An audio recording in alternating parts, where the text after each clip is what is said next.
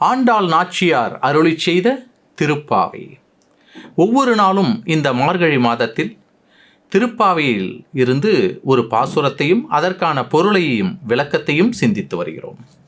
இன்று நாம் சிந்திக்க இருக்கக்கூடிய பாடல் திருப்பாவையில் பாசுரம் 30 இறுதி பாடல்.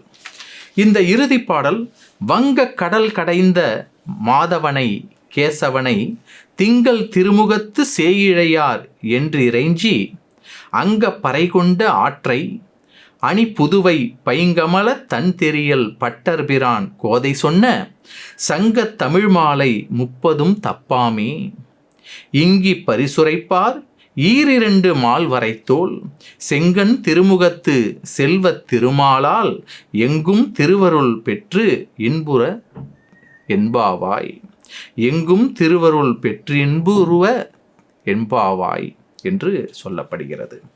வங்கக் கடல் கடைந்த மாதவனை கேசவனை திங்கள் திருமுகத்து சேயழியார் சென்றிறைஞ்சி அங்கப்பறை கொண்ட ஆற்றை அணிப்புதுவை பைங்கமல தன் தெரியல் பட்டர்பிரான் கோதை சொன்ன சங்கத் தமிழ் மாலை 30 தப்பாமே இங்கி பரிசுரைப்பார் ஈரிரண்டு மால்வரை தோல் செங்கன் திருமுகத்து செல்வத் திருமாலால் எங்கும் திருவருள் பெற்று இன்புருவத் எம்பாவாய்.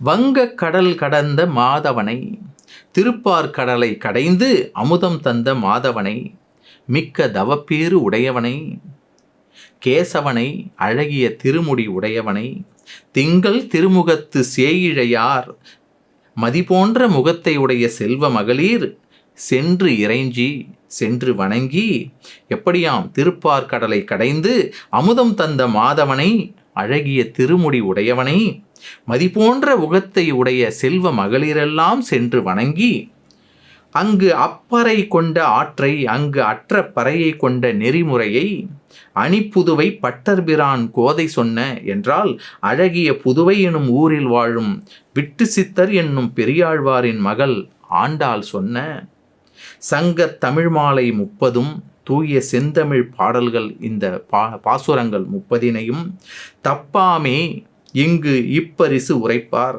தவறாமல் இங்கு இவ்வகையில் உரைப்பவர் எவரோ ஈரிரண்டு மால்வரை தோல் மலை போன்ற 4 பெரிய தோள்களை உடைய செங்கன் திருமுகத்து செல்வத் திருமாலால் அழகிய கண்களை உடைய திருமாலால் எங்கும் திருவருள் பெற்று இன்புறுவர்.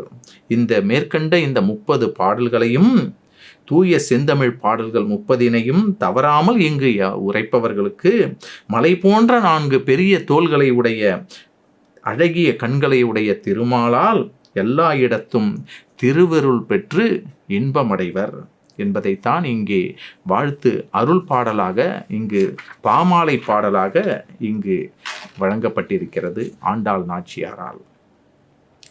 அலைகள் நிறைந்த பார்க்கடலை கடைந்த மாதவனும் கேசி என்ற அரக்கனை கொன்ற கேசவனுமான கண்ணனை சந்திரனை போன்ற அழகு முகம் கொண்ட அணிகலன் அணிந்த பெண்கள் சிரமப்பட்டு தரிசித்து பாவை விரத பலன் பெற்ற விபரத்தை ஸ்ரீவில்லிபுத்தூரில் பிறந்த குளிர்ந்த தாமரை போன்ற முகத்தை உடைய பெரியாழ்வாரின் பெண்ணான ஆண்டாள் இனிய தமிழில் 30 பாடல் பாடி பாமாலை தொடுத்திருக்கிறாள்.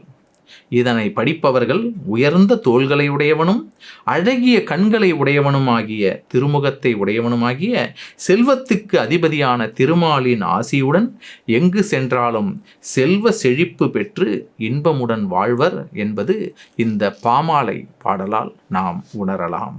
இந்த வங்க கடல் கடைந்த மாதவனை கேசவனை என்றெல்லாம் சொன்னோம் அல்லவா? திரோதாய யுத்தத்தில் சீதையாக அவதரித்த ஆத்மா பூமியில் வியாபகம். பூலோகத்தில் அதர்மம் பெருகிய போது அதை சீர் செய்து மீண்டும் தர்மத்தை நிலைநாட்ட நாராயணன் ஸ்ரீ ராமராக அவதரித்த போது தேவர்கள் எல்லாம் வானரர்களாக தமிழகத்தின் சுருளிமலை தொடர்பான மேற்கு தொடர்ச்சி மலையில் அவதரித்தனர். நாராயணன் பூலோகத்தை நேசித்து அதை சரி செய்ய வந்ததால் பூமியின் வியாபகம் சீதையாக அவதரித்தது அவளே பூமி. தவங்கள் யோகங்கள் மூலமாக சித்திகளை அடைந்து அசுர ஆவிகளுடன் இணக்கம் வைத்து அவைகளின் உபதேசங்களையும் வழி நடத்துதல்களையும் பெற்றுக்கொண்டவர்கள் அரக்கர்கள் எனப்பட்டனர். இவர்களின் தலைமையிடமாக ராவணேஸ்வரனின் இலங்கை இருந்தது. இவர்கள் தாங்கள் பெற்ற வரங்களால் தங்களை ஈஸ்வரர்களாக அறிவித்து கொண்டனர். பூலோகத்தில் பாவங்கள் அடாவடிகள் அதிகரித்தன. பக்தி யோகம் பின்னுக்கு தள்ளப்பட்டு சித்துக்களுக்காக யோக சாதனைகள் செய்வது அதிகரித்த போது அதை பரிகரித்து கடவுளை நோக்கி பக்தி யோகத்தை ஸ்தாபிக்கவும் நவீன நாத்திகவாதம் என்ற விஷயத்தை மறைத்து கொண்டு கடவுள் நம்பிக்கையற்ற ஆன்மீக மார்க்கங்கள் சித்தம் யோகம் தவம் காயகல்பம் உடற்பயிற்சி என்னும் பெயரில் மாயைகள் பரவுவதை வெல்லவும் பக்தியோக மார்க்கத்தால் இறை பேரரசை நிறுவவும் பூமிக்கு ஸ்ரீராமர் வந்தார்.